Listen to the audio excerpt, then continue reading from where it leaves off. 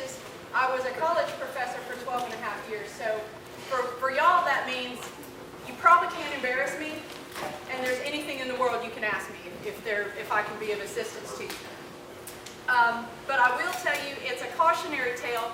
Never take a hill country girl and put her in the Mississippi River Delta and expect her to stay there for very long. Okay, I had to come back home.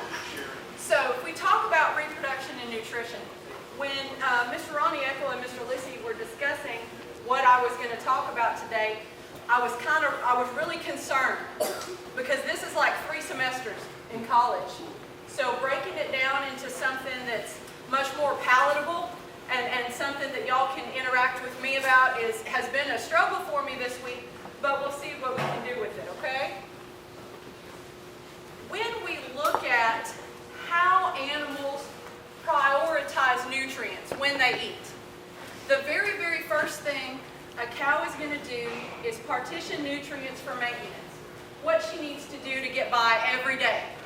Walk to the feeder, walk to the waterer. How much energy is she just expending living day to day? That's the first thing she's going to partition nutrients for. The second thing a cow, or actually any animal, will partition nutrients for is growth. So we've met all these requirements for maintenance. Okay? Depending on the age of the animal, if we have any nutrients left over, we're going to use those for growth. Okay? Or if we are a lactating female, instead of growing, or maybe with growing, we're going to use some of those nutrients for lactation. What I'd like to emphasize as we talk about nutrition and reproduction is the very, very last thing that a female is going to allocate nutrients for is reproduction. So she has to meet all these other needs, and hopefully she has some energy, some nutrition left over so that she can actually cycle and reproduce for you. So the tie between nutrition and reproduction cannot be overemphasized. It's of critical importance to everything we do. No disrespect to my friends in other fields of animal science. You know, you have these arguments over whose field is the most important. My argument as a reproductive physiologist always was, if we don't get them pregnant, then all the stuff y'all do is kind of superfluous anyway. So we need to make sure we get these babies coming. So what are some of the factors that are going to influence nutritional requirements in our cattle, whether they be bulls or heifers or cows? The stage of the production that she's in. And we're going to delve into this a little more. If we look at this as a year-long effect, we're going to delve into this a little more as to how the stage of production affects her nutritional requirements. Weather. It was always really interesting to me. Like I mentioned, I worked in the Deep South before coming home, actually specifically in Southeast Arkansas. And we were one of those places, as Dr. Wells mentioned, that got an excessive amount of rain, average 54 inches of rain a year. When it is below 59 degrees, if a cow has on her summer coat, she's cold stressed. Isn't that interesting? You'd think it'd be a lower degree. Now, hopefully some of our girls have gotten their fur. If they have a full winter coat on, they aren't cold stressed till it's below 32 degrees, which hopefully in this part of the country it doesn't get, we get a little cold. Well, I'm chilly right now, and it's only 55 outside. But weather makes a huge difference in those nutritional requirements if we look at the energy needs of a female because she's working so hard for you out in that cold. Cow weight. Dr. Wells did an excellent job of emphasizing that we want a moderate female and the differences in her nutritional requirements as opposed to a really larger female. Cow body condition score. Let me back up a moment. Do any of you actively go out and body condition score your cows? Yes, no. You look at them and say, she's a little thin, or she looks right, or that type of thing. Okay, there's absolutely nothing wrong with that. I just want y'all to be conscious of watching differences and changes in your cows. I'm going to jump up and down, stand on one foot. It is so much easier to keep weight on a cow than it is to try to put weight on one that has lost excessive amounts of weight. So monitoring them and watching them, making sure they stay in a moderate condition is exceptional. Milk production. Dr. Wells again did a great job talking about this. You don't want a heavy milking cow, an exceptionally heavy milking cow. The more backing up to those nutrient requirements. So she's just meeting that maintenance requirement, and if she's a full-grown cow, the next thing she's doing is milking. Well, if she's a heavy milking cow, you're going to have exceptional amounts of nutrients in her system before she'll even think about reproducing for you. And then there's also the thought, well, if I feed her a little better, it'll be fine. Maybe, or will it just make her make more milk? So we really need to be conscious of having a moderate milking cow. Like I mentioned in the first place, I'm from the hills, and we've got some rough country. The last thing I want is a super heavy milking cow, because she might have to travel some really pretty good grades to get her water, the grass, everything she needs. And so I don't want her to having to search that much more for any of the nutrition that she needs. Age. How old is a cow when it's full grown? Jeopardy question. How old is it? 3. 5. A cow is full grown when she is 5. So if you consider, we want her to calve the first time at age 2. That's great. In order for her to sustain longevity in our production systems, that's exactly correct. We need her to calve at 2. But at 2 years of age, she's losing teeth, she's still growing, she's milking, and I want her to breed back in 80 days to have another calf. We better be taking some special care of our young ladies, okay? They're doing a heck of a lot of work for us, and they're under a tremendous amount of stress. Physical activity, I got a little bit ahead of myself when I was talking about milk production. If you're talking about different types of country, if you have really intensively managed cows that don't have to cover a lot of area, they're not going to have as high energy requirements as a cow that has to travel 3 miles for water. It just simply is not. So physical activity is going to make a difference in her nutritional requirements. How far does she have to go? What is she doing? When I worked in the Mississippi River Delta, the experiment station I worked on could run a pair to the acre. And they didn't believe that there were places in far west Texas where if they ran a pair to the section, they were doing something. It was totally a different mindset for them, the different types of production systems. Well, look at what we even have, you know, from your area here to where I'm from. I gotta have 25 acres of cow. You know, it's a dramatic difference even in short distances. So physical activity and the types of animals we put on it make a tremendous difference. We were speaking on the stages of production that our females have and maybe the differences that would make in their nutrient requirements. Stage 1, birth through breeding. Again, she has a calf. Within 80 days, I want her to get bred back. Her highest nutrient requirements are going to occur at this time. Because not only do we want her to give birth and breed back, but I would guess conservatively that when a cow has a calf, she probably drops 150 pounds. Okay? If you consider the weight of the calf and all the fluids associated with it. Most likely she's going to drop an entire body condition score. So she's dropping all this weight, she puts a baby on the ground, and the greatest peak lactation is between 60 and 100 days after calving. So I'm wanting her to get bred back by then too. Again, we can make some real differences here in supplementation at this time.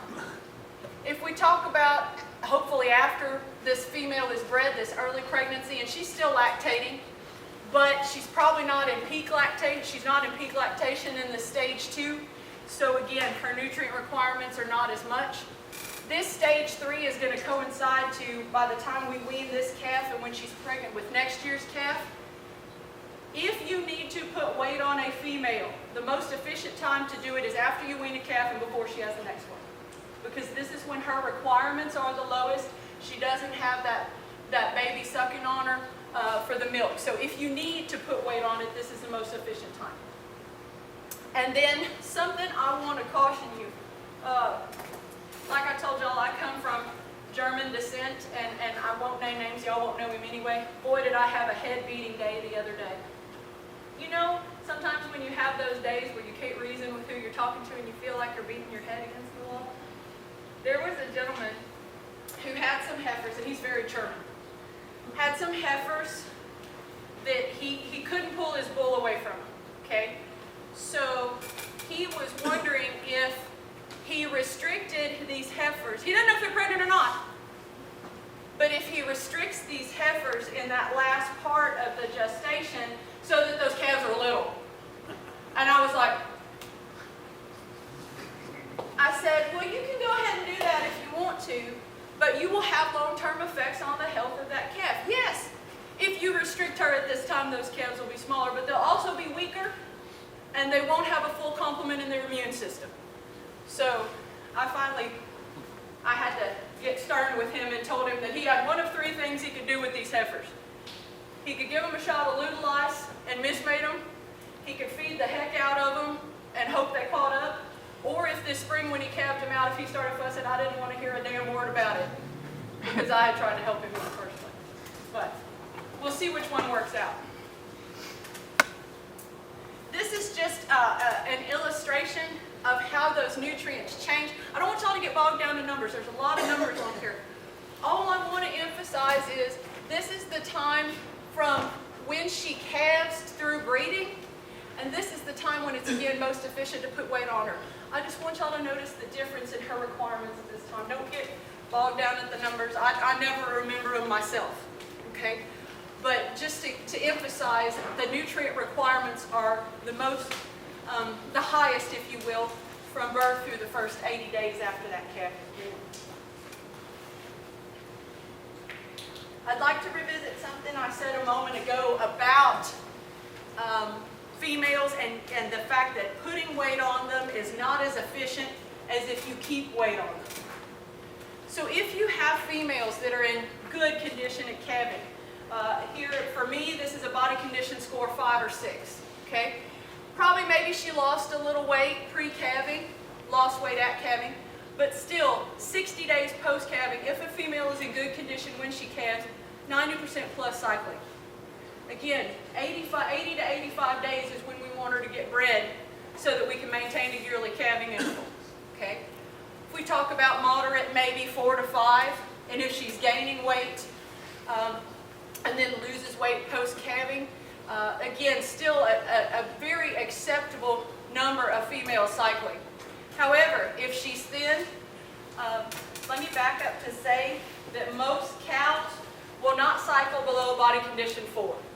You always have these some that are super fertile that'll do it, but most of the time if they get a 4 or below, it actually gets pretty dicey.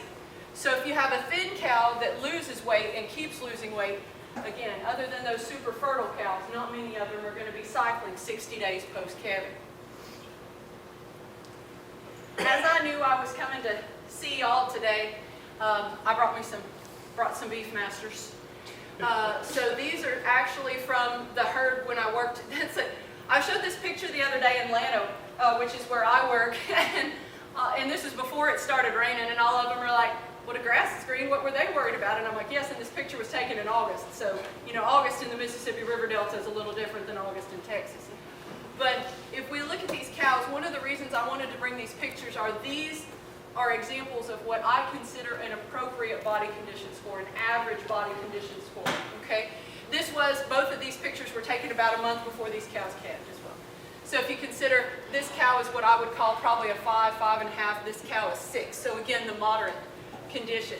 You may be able to see on this red cow 1 or 2, a little bit, 1 or 2 of those last couple of ribs, but you don't see a lot of ribs, you don't see a lot of bony protrusions, and she's a mature cow. When this picture was taken, she would have been 10 actually, and this cow would have been 6 when that picture was taken. I had to figure out which cow. So if we have these females, hopefully in a good body condition score pre-calving, then we get that goal of the shorter postpartum interval after calving. We can lengthen that postpartum interval if they have poor nutrition prior to calving or excessive weight loss. Okay, so we don't want them to have excessive weight loss after that, because then again that's going to delay her onset of cyclicity. Also, the suckling action of the calf will delay onset of cyclicity. Have any of y'all ever pulled the calves for 2 days to cycle your cows? Oh, shoot, I'm about to teach y'all something. if a calf is 45 to 60 days old, let's say the average of your calves are at least 45 to 60 days old, you have the ability to do this, pull them off their moms for 2 days and then turn your bull in. It's the easiest, cheapest way to synchronize them if you have a way to feed them. Works pretty good too, because it takes that suckling action away from the mom and tricks the brain into thinking she doesn't have a baby, and if she's in good enough shape, she'll start suckling. So, it's the easiest way ever to synchronize the cows. The only problem is the calves are a wee bit loud when you, wee bit loud. And sometimes if you have a really, really heavy milking female, she does kick Junior when you reunite them. That's the only two problems that you have with, pulling those calves off for 2 days. Some of them really don't care. I found in employing this that if the calves are a really good disposition, like pretty gentle, it really doesn't bother them. It really doesn't bother them. Heifer development. Dr. Wells spoke of this very well also. Historically, the data said you should have 65%, you should have a heifer that's 65% of her mature body weight when you bred her. Recent studies out of Nebraska are actually adjusting that to maybe 50 to 57% of her mature body weight. My problem is, most of us don't know what our mature herd average is, so getting to a goal weight is a problem. But that's another fight later. And also, that they should be 85% of their mature body weight at calving. Again, this is data from some of the late 80s, early 90s, so some of that was, again, those frame-year cattle. There are dramatic differences in the age at puberty among breeds. Probably 9 to 10 months in a Jersey is about average, yearling to 14 months in a lot of our cattle, and the more Brahman influence to a straight bred Brahman is probably going to be closer to 18 months to 2 years. Okay, so there are differences in puberty in these females. And I want to encourage you, as you breed your heifers, those that calve earlier in your calving season, the first time they calve, they have more longevity in your herd. Okay, so if she misses or calves late, the chances of her breeding herself out of your operation are pretty high. Bulls. I know I focus mostly on the females, but this is critically important as well. If a bull has any dramatic weight loss, he will quit making sperm. Okay? So you got to be really, really careful. And I have found, and this has happened, experience in our operation.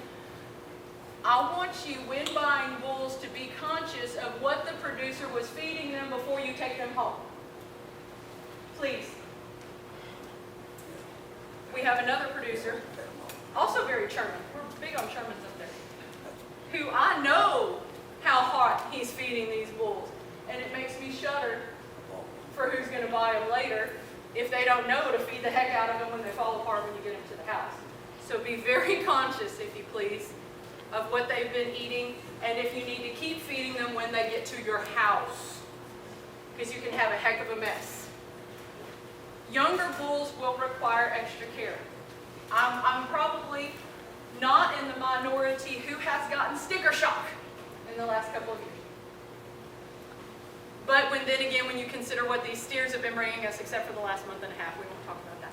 When you consider what the steers have been bringing us, we could afford to pay more for bulls.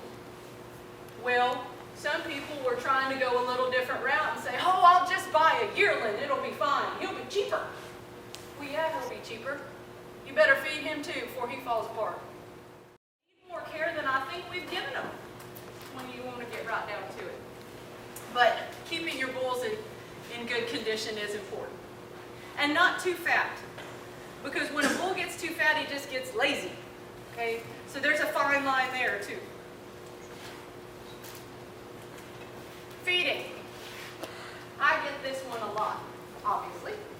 What do I need to feed them? Well, that's completely up to you. Okay? If you have quality grass, and thank goodness because of recent rains, a lot of us are getting some nice grass coming up. I hope it's a while before we get a frost. If you have good, moderate quality grass, energy might be something that you're interested in. So about 5 pounds a head a day of a 20% cube, if a cube is what you use, will be adequate. Maybe you don't like to feed them but a couple of times a week. Okay.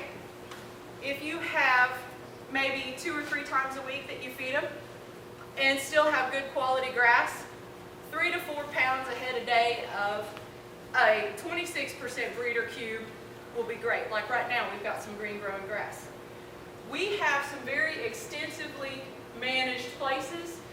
I have a producer that has cattle from Sulphur Springs all the way to Mountain Home. I mean, he has cattle all over. So he feeds a cottonseed cube. And he feeds them once a week, but it's the equivalent of 1.5 pounds a head a day. Okay? Because of a cow system, she can actually use that over several days. Even though I only feed her on one day, her rumen allows her to use this product for several days. So again, there's no right answer, there's no wrong answer. It totally depends on your situation, how your cattle are managed. I had a nice gentleman that was in the store yesterday.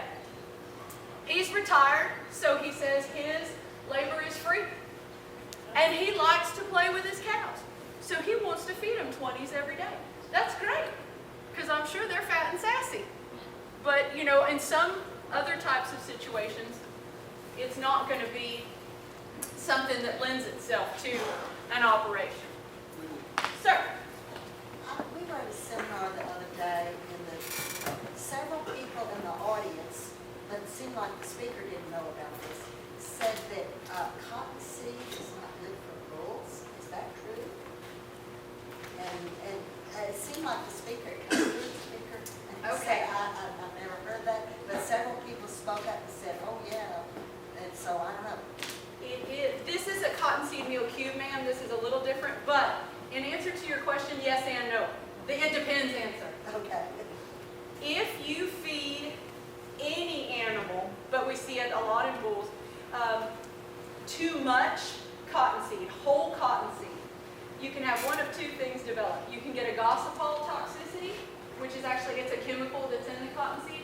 But what people did where the big boo-boo happened in bulls, people would take young bulls, and I love whole cottonseed as a supplement. I love it. The only problem is it's really hard to handle. Okay, storage, moving. So what they were doing with these bulls is they were growing them out on whole cottonseed and feeding them like 20 pounds a head a day. Okay? What that does is it was creating a ring of fat around that scrotum where it went up into the body. Well, for proper spermatogenesis to take place, those testicles have to be 4 to 6 degrees below body temperature. If you have an insulating ring of fat there, it's not going to happen. So it was rendering them sterile when they were feeding them too hot. Well, that's what they were talking about, and most of us were sitting there like, Within reason, it's a wonderful supplement. But if you're trying to, there again, knowing what your bulls were eating before you got into the house, you know, it's where we have the problem. Yes, ma'am. So it depends. okay. Yes, ma'am. But and this is actually a cottonseed meal cube, so it's not as high in fat. Whole cottonseed is going to run you in the mid-20s in terms of protein, but it has that fat. But it is a good feed if it's handled properly. Well, Yes, ma'am. How much is about right now? Whole cottonseed? Yeah. About 5 pounds a head. Oh, okay. Based on their weight or just? Oh no, ma'am, because we don't want to get, we're learning all sorts of good stuff. Because of the amount of fat in it, if you have a high fat diet in a ruminant animal, it can actually throw off the microbes in the rumen. So it can actually mess up that rumen environment if you get too much fat in your diet. So I don't like it more than about 5 to 7 pounds personally, for safety. Yes, ma'am, for safety. But that's probably my bias, but I prefer to be safe. They needed you at that other seminar. Liquid feed. Do any of you employ liquid feed in your operation? Put out liquid feed? You do, sir, ma'am? Y'all have good luck with it? Good luck with it, like it? I found in experience, again, with different production systems that I'm working on, like, we could use it up in Arkansas where we have a lot of standing biomass and everything like that. I couldn't use it here in the hills. But y'all have a more intensively managed operation than we do. Where I think people need to be careful if they haven't used a liquid feed before, Do not, for any reason, turn stuff that's really hungry on it, unless you have your backhoe handy and would like to bury them. Make sure their bellies are full. For liquid supplements to work properly, you have to have a lot of energy for them to process that urea that's in them. So you either need to have their belly full, or the amount of molasses that's in a lot of them will work. But you can have a sure enough mess if they don't have enough standing forage and you put a liquid feed out. Okay, so it's a cautionary tale. They're wonderful. They're wonderful if you have the right environment for them. Controlled consumption is important. Most of them are designed to be probably 2 to 4 pounds of consumption. Well, 2 pounds of consumption. I know that some cattle will get up as high as 5 just because they're hungry or because they really, really like molasses or something like that. That could get into your pocketbook pretty quick, fast, and in a hurry. Tubs. Tubs are the same way. They are an excellent product if you work in town. I can only see my cows once a week, but I still want to feed them some supplement type of thing. I'm not discounting them. I also have a cautionary tale for them. What I have found in my experience is that people don't put out enough tubs for their cows. Oh, 1 tub will be fine. No, it's not. Okay? And you need to be conscious of that. And be careful with the amount of urea in those too. And they can be incredibly variable from the amount of chicken litter they have in them. I mean, some of them, you take the lid off and all you can smell is that chicken litter smell. So they're really variable in content. So just be cautious of what you're feeding. Minerals. Please always keep minerals out. Always, always, always, always. You're going to see the most mineral consumption when they're stressed in terms of not having enough to eat, or when they're in the highest state of production. Okay? We do have calcium to phosphorus ratios. I was visiting with a producer from down around Gonzales, and he told me that he has never had a phosphorus issue because, well, he put that chicken litter. That was so foreign to me because I'm from Caliche country, where we dang sure got to put out some phosphorus because all we've got is calcium. So just be very conscious of where you are and the ratios of different things you need to put out. Copper, zinc, and selenium, if we talk about that nutrition and reproduction tie, are incredibly important. Interactions among these can create issues. I've got that on the next slide. Organic minerals, chelated minerals is the buzzword. They may generally be more bioavailable than some of these other ones, but if we go back, copper deficient, probably every one of y'all seen a copper deficient calf. It has that black with that orange fur, the orange tinge to their fur. Zinc and selenium you might not be as familiar with. I will tell you, if you've ever had a group of cows and a bunch of them had a retained placenta, probably a copper deficiency. Okay, copper deficiency causes a higher incidence of retained placenta, which are never fun. I thought I had put this on there. Consumption of most minerals, whether it be free choice, a loose mineral or tub designed to be about 4 ounces a day. Are they going to come by and take a bite every day? Of course not. But generally it'll average out to what they need throughout the day. Okay? Excesses of certain minerals can lead to decreased absorption. This is that fine line I spoke of a moment ago. We want a 3-to-1 zinc to copper ratio and a 2-to-1 iron to zinc ratio. If these get much out of whack, it's going to inhibit absorption of the other one. We do want salt in our mineral mix. Minerals are like medicine to little kids, to our cows. They don't taste good. So unless you put them in something that they find palatable, we're probably going to have a consumption issue. I want to be cautionary. When you look on your mineral tag, if you have a free choice mineral and they talk about all these B vitamins they put in it, you don't need that. That's extra. Cows make their own B vitamins in their rumen. Okay, so that's unnecessary. It's just flat unnecessary. So read your label. Read your label. As a personal thing, I would like to say that I have absolutely no problem leaving salt out all the time. I have absolutely no problem with it. Cows like salt just like people do. So if they just come by and get a bite of salt and go on, absolutely not going to hurt anything. Okay. This is a new area of research, and I apologize for just like throwing it in here, but I want y'all to be conscious of something. You may start reading about it.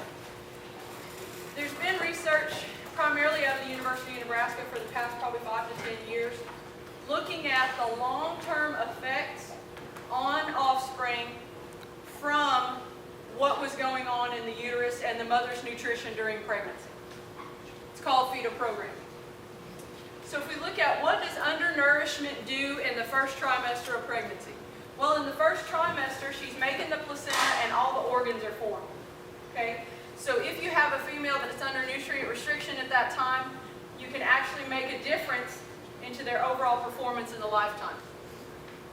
Muscle tissue, heart tissue, you know, the body's going to always partition nutrients for that. But if you have a cow that she's nutritionally stressed, those other muscle tissues, or skeletal muscle tissues in the calf, are going to be secondary to the heart. Well, what are we getting paid on when we sell that calf? Muscle. So if we restrict that female during pregnancy, we could be getting away from our bottom line later in you know, when we need to sell that calf. Have got a skosh ahead of myself. If you sell calves on the rail, marbling can also be affected. Nutritional restriction, like if you feed her, undernourish her, you will ultimately affect how that calf marbles when it gets to be 2 years old and you process it. Wow. It's wild. This is what I was speaking of a moment ago to my nice German man that may or may not want to feed those heifers that may or may not be bred. Restriction in the last trimester, some people used to employ it as a tool to cause smaller birth weights, but it does cause lower calf survivability and then the longer postpartum. Protein supplementation of dams during gestation, there's been extensive work on this, will actually cause the heifer calves that she carries to have longer longevity in the herd. It's actually pretty neat. Actually pretty neat. All this to say, all this whole lot of information and a lot of things for y'all to think about, my take home is, I just want y'all to watch your animals, okay? Make sure they stay in a good condition. They're going to tell you who's sick. They're going to tell you who doesn't feel good. They're going to tell you who does need attention. And again, keeping animals in a fair to good condition is always easier than putting weight on them. And then supplemental feeding can benefit these animals in all stages of production. And with that, this is Myrtle, y'all. So I had to show y'all Myrtle with her Lyssy and Eckel sack. But I would love to answer any questions. And also, before I forget to, we're starting something new through the company. And I'm going to do consulting, so I have some forms. If there's any of y'all, if you could like to take them, and you know, you can call me. I have some cards here too. But this is going to be part of the service we have through the store if I can help you in any way on your operation. Okay? But I'd be happy to answer any questions. The flight control in the mineral or the molasses stuff, Yes, sir. is that beneficial or is that just you throwing it? If you have consistent consumption, I think that's where we have an issue, sir. You know, like we talk about some of these females, depending on the size of the place she's at, might not come by and get a bite of mineral every day. With that, yes, you have to have consistent consumption for it to be effective. Some people love it. Some people love it. Have you had good success with it, sir? We use it out. Naturally, some cows can have more flight. Of course. Of course. That's hard to tell. Well, and I think it's very individual in the customer response. Like I say, I had a gentleman yesterday that swore up and down it was the greatest thing since sliced bread. I guess he has consistent consumption. Now, the new, y'all sell the fly guns, the spray cows, Uh-huh. the pellets or however you Uh-huh. the paintballs. How does that work? Do any of y'all sell for that company? No, I'm going to tell you what I really think if none of y'all sell for it. No, I'm serious. Does it work? No. The last summer, that's why I was asking if any of y'all sold for it. The last summer, I worked in Arkansas. We did that different fly control methods. And like I say, there's a pair to the acre, very intense. It rains, so we got a fly problem. For one thing, that gun don't shoot straight for squat, okay? So if you're going to get one, make sure somebody gives you some blanks first, because it doesn't. I don't care. And you should be able to hit the broadside of a cow, you would think, right? Well, we found that those pellets only worked for about 2 weeks, and at over $3 a pop, Okay, now I told you how I really felt about it. I was just telling you how I felt. Yes, sir. Yeah, I'm a German. I'm originally from New Braunfels, Tennessee. See? I can understand what you're going through. I live in Stockdale, Texas. Yes, sir. And I never had a problem with hoof rot in my life until I moved down here. And I understand iodine, Yes, sir. sulfur's good Yes, sir. for your cattle. Yes, sir. There's very little iodine in most of your feeds. Does the sulfur block really help? It is hard to find a iodized sulfur block.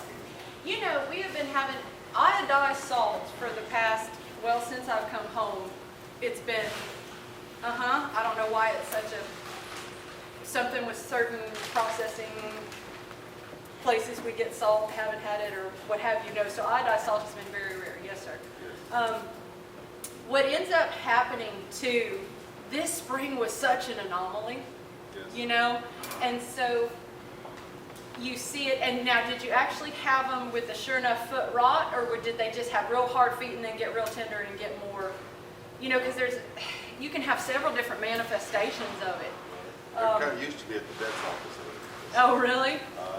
You know, with the tablets and the shots. But it's more this year than it has been in the past. I wouldn't doubt that at all. I didn't know if it was because of the sand country or what. I'm from Black Hills, Right, but I'm getting it like crazy. So I know it's a wet year. right. It doesn't take much for them to get an infection. Right. It's a bacteria in the ground. Right, and what we see too, because when it's been dry for so long too, and like what I'm used to, those hooves get so hard, and then when it rains so much so fast, they just soften up too fast. That's why I was asking. You can see several different manifestations where that foot got too soft too fast and then perpetuated into a problem, as opposed to like the classic what we see in a dairy foot rot problem, Right. where because they're standing in that all the time. Is it something that they can continue to get over and over No, the same no, cow? no. So it's No, not- it's not like, It has it one year, it can't, doesn't mean it's going to no, get it no, next sir, year. no, sir, no, sir, no, sir. It's isolated. Not hereditary. No, it's not hereditary. It's not like when they have a prolapse, you know, and they're going to have a prolapse again. No, sir, no, sir. It's not like that at all. Not like that at all. No, sir.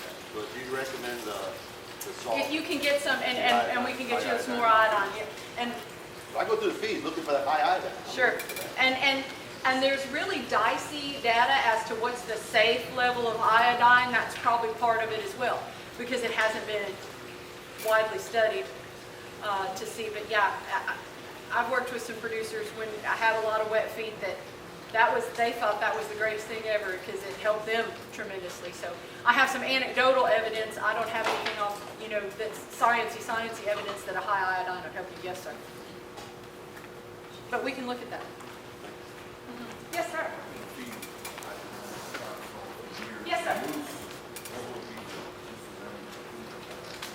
Yes, sir. There's very little research that will tell you what that maximum level is. I can't think of any that would be, because like I say, the upper limit of what's toxic or what will be safe, I don't know that anybody knows. So I can think of no disadvantage. Some assumptions, things like that. Well, that's good. That's good. That's good. So did you have any foot problems this spring? Oh, I used to have it about 20 years ago, we had it all the time. And somebody said, feed iodine. Stop it.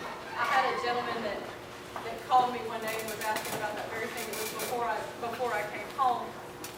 And he was going out and bathing his cow's feet in iodine every day. And I was like, wow. And she was a Lenny. So I was like, she must be a gentle Lenny. But he said that because it was before these prices had spiked the way they were, but here's an 80-year-old gentleman out there bathing her feet every day in iodine, and she didn't have that feet. But evidently she raised a heck of a bull calf every year, so he was going to go out there and bathe her feet. Any other questions? Like I say, y'all, I left some cards too, and if I can help y'all with any kind of consulting or anything, I'm sure I